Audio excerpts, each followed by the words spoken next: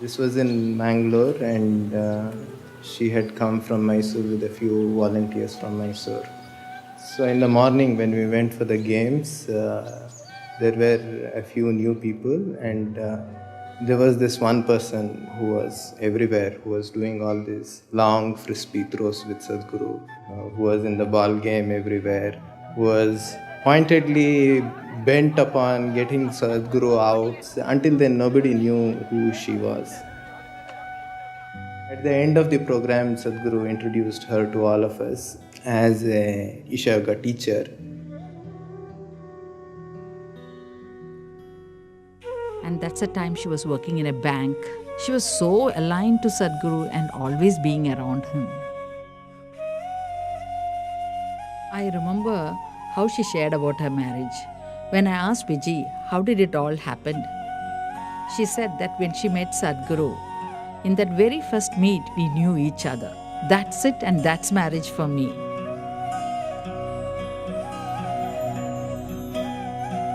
It was a very simple wedding in a small Shiva temple in Irpur Falls.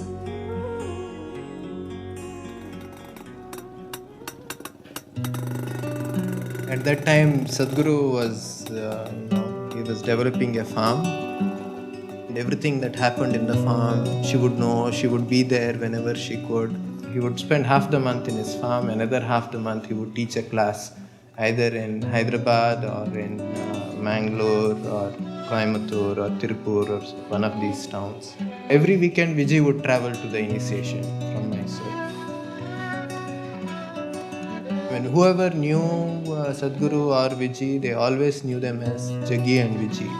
They were always together everywhere in everything that they did. They nurtured each other, played together, traveled extensively like gypsies. Such was their companionship.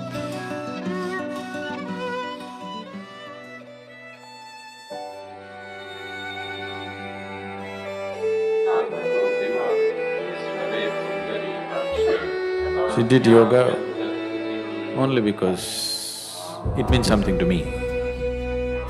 She didn't do yoga for her health, she didn't do yoga for her well-being, she didn't care about her well-being.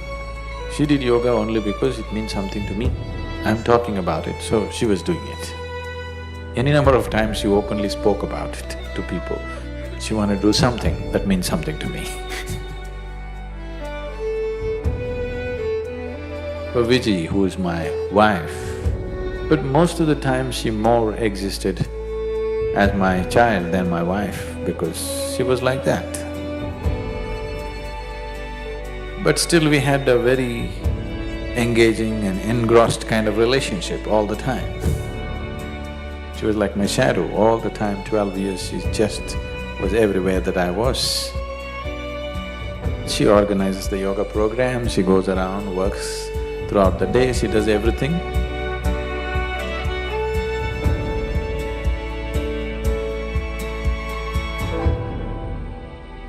Every time that she saw Sadhguru off, it's not that she will say bye and she'll go back to whatever she was doing. She has to see him get onto the vehicle, she has to see him start, she has to wave, and she has to keep waving until he is out of sight. Even after 10-12 years after marriage, every day, almost every day this situation is happening. She was very deeply devoted to Sadhguru as a person. She also constantly maintained an overt posture that she had nothing to do with spirituality. She was only interested in Sadhguru the person, who happened to be her husband, and that was her only interest.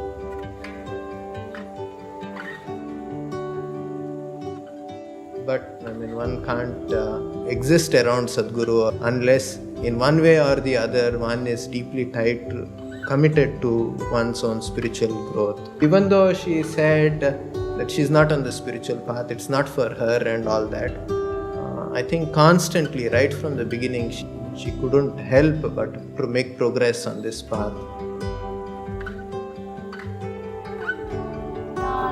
Few moments and few incidents that I saw in Sadhguru. I mean, in my own life, these moments have had such deep impact. This must have happened with Vijji continuously in so many ways, which obviously had big impact.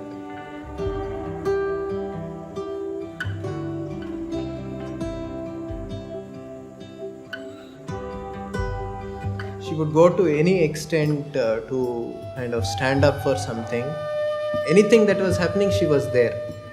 Not because Sadhguru was there and she had to be there as a wife and things like that. No, she felt it because she was also equally wanting that good things happen with people and people benefit from Sadhguru and make use of it.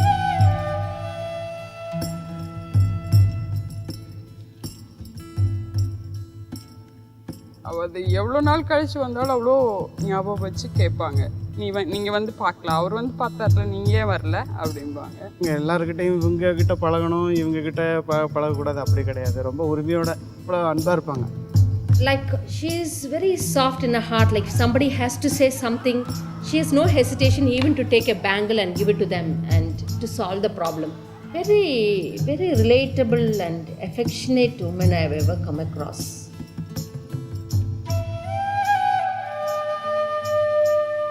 Just like 3 days, 2 days before I had to go to school, I'd be like, Amma, I need to do homework, I need to do homework. The last 3 days, I'd be writing with my right hand, she'd be writing something else with her left hand just to make it seem like it was my work.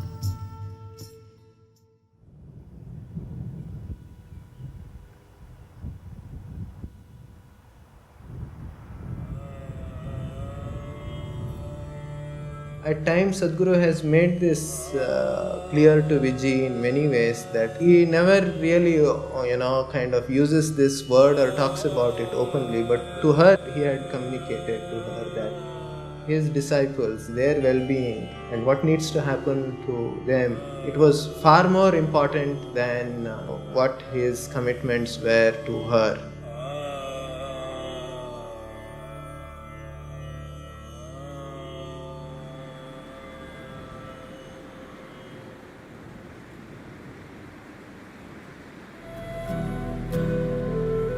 Swami Nirmalananda was somebody I knew for a long time.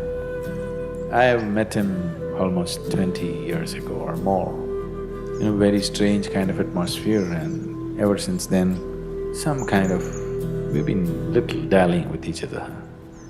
96 sometime early, we went to BR Hills, me and Vijji went there once. Radhe also was there at that time. We were talking to him and he said, next year, January, when the Uttarayana comes, I want to leave. I asked him why. He said, I've lived as a yogi, but I don't want to live as a rogi.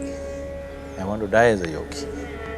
He was asking me, I really not clear about how to live. He had built a small samadhi for himself. Will it work? What will happen? This and that. That's the first time I opened up to a completely different thing, and I spoke to him certain details about what is it that stops a person from leaving, what is it that makes a person leave. Vijji was there, she was listening to all this and she burst out into tears and she cried and cried and cried. So I just ignored her and continued to speak to him.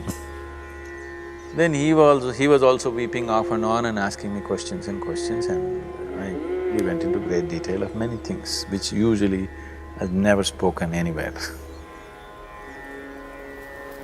We came down after meeting Nirmalananda, we just came, and just after that place, I parked and I knew she was in some kind of mood. I just stood on the road and it's an incredible view. So I just was standing on the road, Radhe was also playing around there. And she came and fell at my feet and said, I also want to do what he's doing. I was just trying to joke and try to sort of dismiss the whole thing. She was crying and she was saying, I want to go like him. I said, okay, are you willing to do the sadhana? You do it, let's see. I never thought she'll have the perseverance to stick on to it like forever. So I told her a few things, that you do these things, let me see how seriously you do. If things come up to that stage, we will see. From that day, she just went like, She was another person altogether. Suddenly, the last 8, 9 months, she became all focused and like that. Because the way she was going, I saw she's going so intensely. And after 2, 3 months, she even started talking confidently that she's going to leave in another… Then I tried to slow her down a little bit. And I said, what's the point now? All these 12 years of marriage, we were only traveling. Only now, just then, we just had a place to live. She could call her own and cook and do things, which meant a lot to her, I knew. So I said, what is the hurry? And the girl is just 7 years old. I said, things are working out well for you also, why now? So she said, right now my inside is feeling absolutely beautiful and outside everybody is wonderful to me. This is the time I want to leave. I don't know how long I'll be able to maintain this. All my life I've been confused, feels everything. Right now I'm in a space where I want to be. I want to live like this. So many times in my own ways I tried to slow her down a little bit. The next December came, 96 December. Then we knew Nirmalananda will leave. From there we went on Karma Yatra. This is the final lap of Dhyanalinga consecration. So I wanted to clear up a few things for people involved, so I took them on a 6, 7 state tour.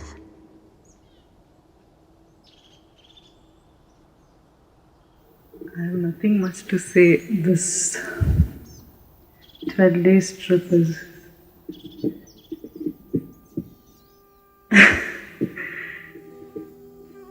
yeah, I certainly experienced tremendous energy, and I can say I've taken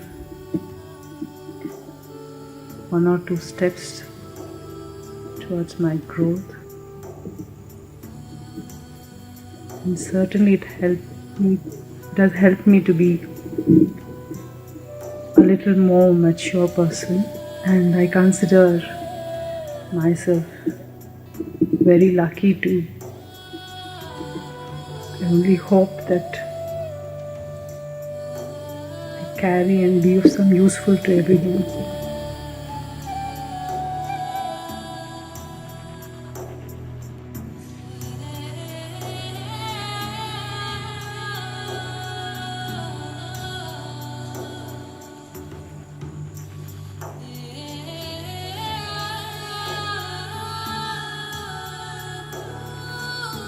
By now, after the Karma Yatra, she was all glowing like a full moon. People who saw those last few weeks, they could clearly notice she was like blown like a full moon. Then I had to tell them, she says she's going to go shortly. They wouldn't believe it. I said, that's how it is. December Paurnami onwards, she started serving the people. 3 Paurnami, she wanted to cook and serve and she wants to leave. Then on 21st, we dropped Radhe at school. And that's when she was talking to Radhe already that I won't be there after some time. The girl was just about fine, she didn't take that, and we came back 21st evening from Ooty. 23rd evening is when she left.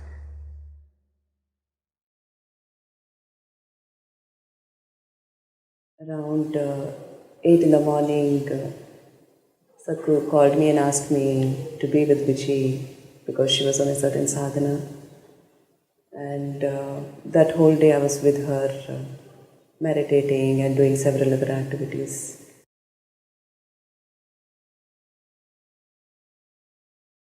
Shambho, Shambho, Shambho, finished. It was… Just before that she went out, about 6:11, 6:12, that's the time. About 6 o'clock, she went out, she wanted a rose flower.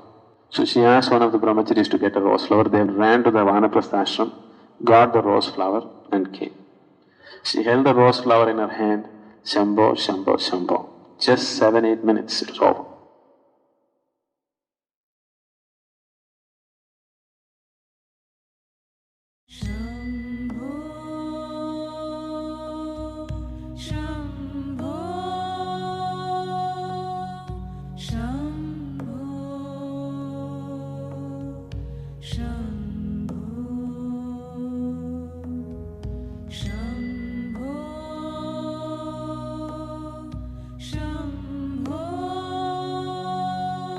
was only after 3 days while sitting for a meditation, it really struck me that she had known this coming.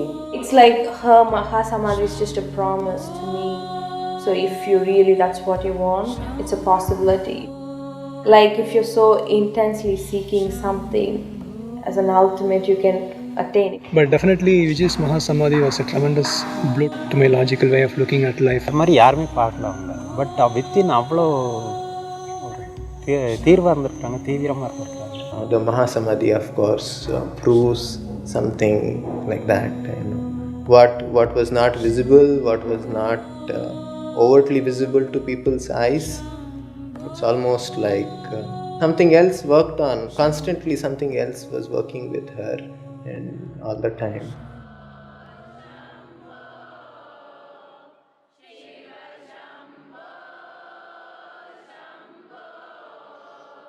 In the yogic traditions, held as a very sacred day, because many beings, either out of intent or just sucked into it,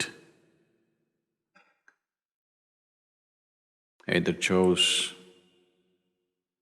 or got induced into shedding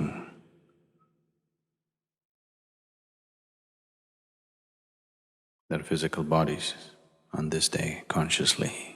So many have done this in this tradition. Even here at Isha, we witnessed a great event for Vijji, who had neither any sadhana behind her, nor did she have any great knowledge. With the simplicity of her emotion and the intensity of her focus towards what she wanted, this happened too effortlessly. The effortlessness which even accomplished yogis would go through a little bit of struggle to do such things. It happened too effortlessly. There are many ways to attain. Through pure energy or awareness or absolute selflessness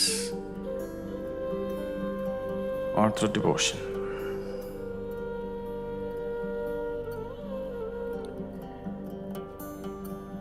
Devotion I put last, but it's the quickest way.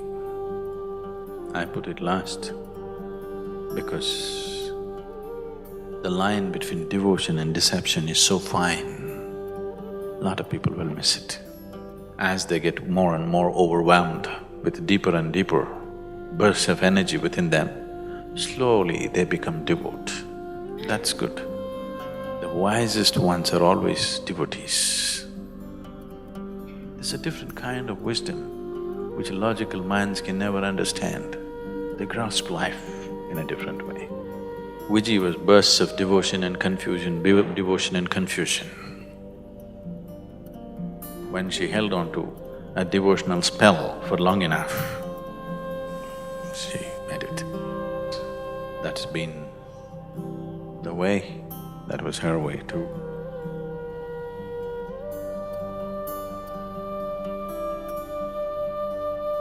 So 3 things that she would have been very happy and proud to see was the glorious way in which the Analinga consecration happened in spite of her absence at that time, and